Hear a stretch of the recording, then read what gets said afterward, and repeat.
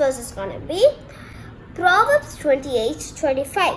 He who trusts in the Lord will be prospered.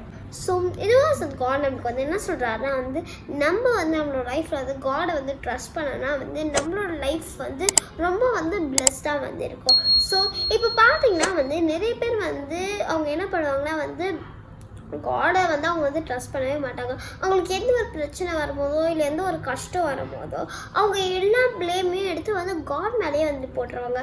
For example பார்த்தீங்கன்னா வந்து அவங்களுக்கு வந்து வேலை போயிடுச்சு, இல்லை வேறு ஏதாவது ஒரு பிரச்சனை இருக்கலாம். அப்படி இருக்கும்போது காடானால தான் எனக்கு வந்து இப்படி ஆச்சு, அவர் வந்து என்னோடய லைஃப்பை வந்து கெடுத்துட்டாரு, இவர் இந்த மாதிரி வந்து பண்ணிட்டார் அப்படின்ட்டு வந்து காடையே வந்து ப்ளேம் பண்ணிகிட்டு இருப்பாங்க.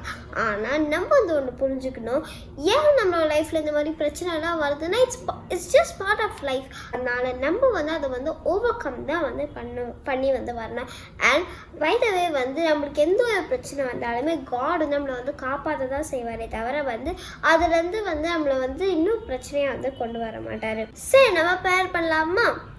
ஏசப்பா, நான் கொடுத்தக்காக நன்றி. ஏசப்பா இந்த வருஷம் நீங்கள் எங்களுக்கு வந்து சொன்ன மாதிரி ஏசப்பா எங்களோட லைஃப்பில் ஏசப்பா நாங்கள் வந்து உங்களை ஒரு முழு மனசோடு வந்து நம்புறதுக்கு வந்து ஆசைங்க ஏசப்பா. எந்த ஒரு பிரச்சனையாக இருந்தாலும் ஏசப்பா நீங்கள் வந்து எங்களை வந்து ப்ளெஸ் பண்ணி ஏசப்பா எங்களோட லைஃப்பையும் ரொம்ப ப்ளெஸ்டாக ஹாப்பியாகவும் வந்து மாற்றுவீங்க ஏசப்பா. அதுக்காக நன்றி ஏசப்பா. Ask everything my father Jesus Christ in his name. Amen. God bless you. Have a great day. Bye.